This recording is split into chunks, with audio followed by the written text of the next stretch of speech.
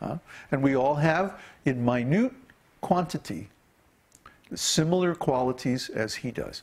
Just like the water coming from the ocean is also wet. The light coming from the sun is also effulgent. So the soul coming from God is also conscious, also individual, also a person. God must be a person. Why? Because we are persons. We're individuals, we have identities, we have desires, we have thoughts, we have emotions, we have initiative, we have will, we have all kinds of psychological characteristics that derive from consciousness. So if those are present in us, they must also be present in God, because he's the source. Just like the qualities of the rainwater are also in the ocean, which is its source. The qualities of the light are also in the sun, which is its source. It's very simple. Only someone with a devious mind would think that there's no God, or that God isn't a person. You'd have to be very devious and use very tricky arguments to try to prove that. Because the obvious thing, if you see there's a chicken, where did that chicken come from? It came from another chicken. Where did the dog come from? Came from another dog. So where did the soul come from? The super soul. Where?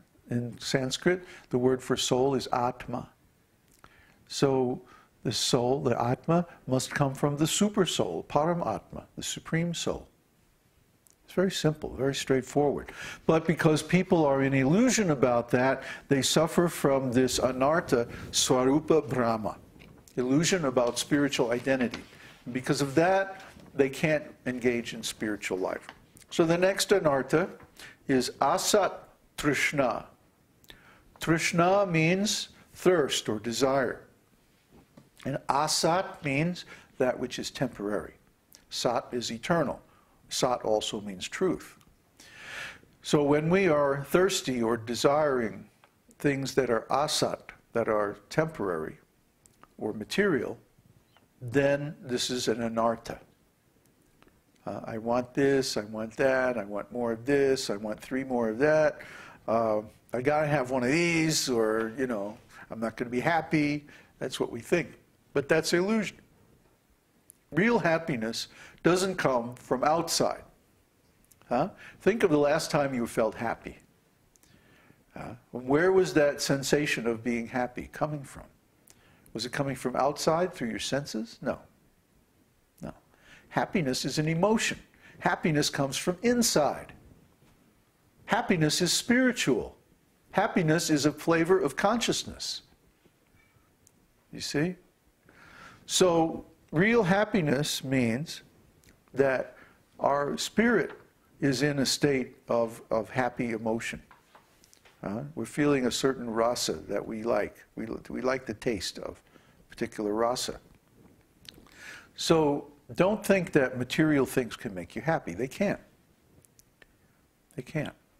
In fact, we were discussing the other night, I think that was last night, how material desires and material activities always result in suffering.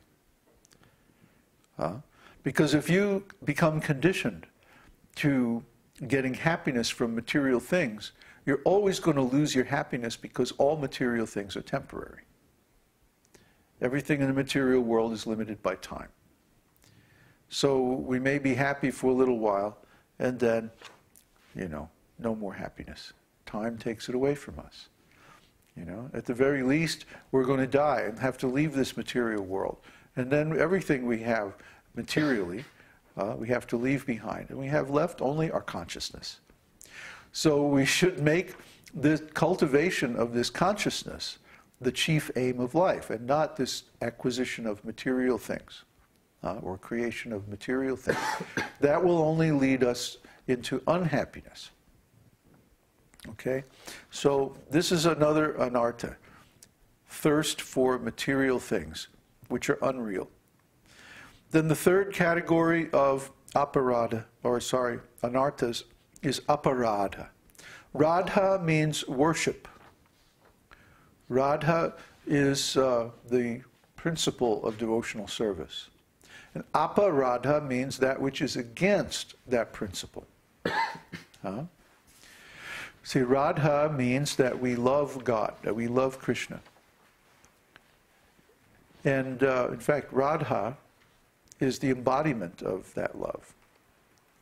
So if we do something against the principles of worship, that discourages those principles, that's aparadha. And there are many, many aparadhas, which we covered in detail in the Nectar of Devotion. I think there were like 2 or 3 chapters devoted to nothing but different offenses or aparadhas.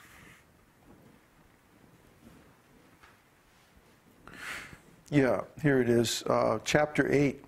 So if you go back and look at chapter 8 of Nectar of Devotion, it talks about all these different offenses. And we'll talk about the different categories of offenses a little bit later. And finally, we have hridaya daurbalya, weakness of heart.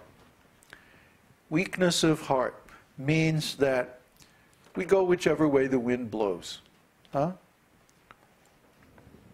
If the conditions are favorable for devotional service, you know, maybe a close friend of ours is a devotee, and we're associating with them and getting their influence, then, okay, I'll do a little devotional service.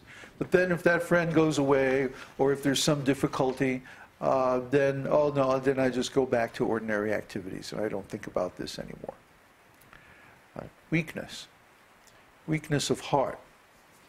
Weakness of heart means we have no steadiness, we have no determination. Like Krishna says in Bhagavad-gītā, vyavasayatmika buddhi, that one's intelligence is firmly determined to attain the spiritual platform. That leads to success. But he says that the minds and desires of those who are irresolute are many-branched. You see? Those who are on this path, they're committed, they're dedicated, and their aim is one. They don't want different things. They only want one thing. They want love of Godhead. But to want different things, and to have your determination scattered, your energy scattered or divided, this is weakness of heart. Because it takes a total determination, total commitment, total dedication to attain the goal. And if you have anything but a oneness of mind, this is called daurbalya, which means difficult or weak, hridaya, which means heart. So, this is pretty self-explanatory, but still we need to say it, that most people are hedging their bets. They're saying, well, I'll become a devotee and I'll do this, but I'll also maintain these other relationships on the material platform. And, you know, just in case it doesn't work out, I can always go back to the way I was. See? Leave the back door open. No, that's not going to work. You think Krishna doesn't know? Krishna knows everything. So he sees that our hearts are divided. He sees that our will and our intention is not total, it's not full. He sees that our commitment is something less than complete. So is he going to buy that? You know? Like, let's say that you're going to engage to be married to somebody, and then, you know, you find out that they've been hanging out with their old boyfriend. Oh, how are you going to react to that? Are you going to be pleased? I don't think so. So you think Krishna is going to be pleased when he sees that we're dividing our attention between his devotional service and other things? Krishna is very, very smart. You know, he can't be deceived. He can't be fooled. So we should try to attain, thank you, the complete dedication or the full intention to devotional service, and that will get us to the goal. Other states of mind and intention are an anarthas. They lead to our defeat at the hands of the illusory energy. So now let's look a little deeper into these things. By the way, at any time you can ask a question.